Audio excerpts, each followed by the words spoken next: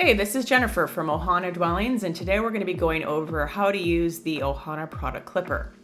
So to start off, you're going to want to make sure that you go to the Google Chrome web store, download the Ohana Product Clipper. You can search for it. Just type in Ohana Product Clipper. I have mine installed already. If I didn't, it would have an install button right here. You want to make sure that it's pinned up in this bar area right here so you can access it. So once you've downloaded it, you can go to any site and save your preferences. So let's say, for example, you're on Pinterest and you like the look of this kitchen. So you'd go up to the clipper up here, you'd select the images that you like, go to next, and then you can put in the product name if you want, or you can just save it as is. So I'm gonna save it, and then it will save in the buyer dashboard, which I will show you in a second.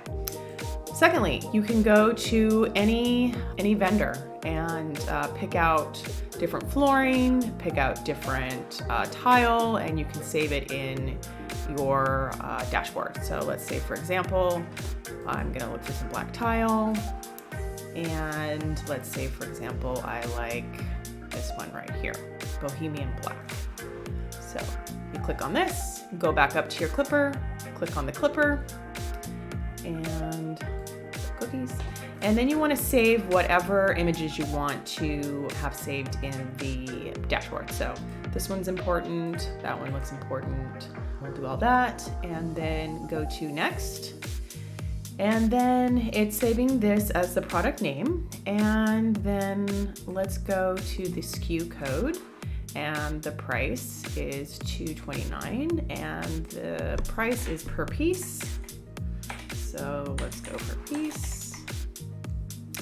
And then the category, let's say bath. So once you go and add in the information that you want, you save the product. And then you're gonna wanna go to the dashboard, navigate over to Vision Board, and then go to the last page, loads your first one. And here you have your Pinterest pin, and here you have your tile that you saved right here. So let's say you want to see it in the model. For example, let's take a look at it in this model. So it would be an interior.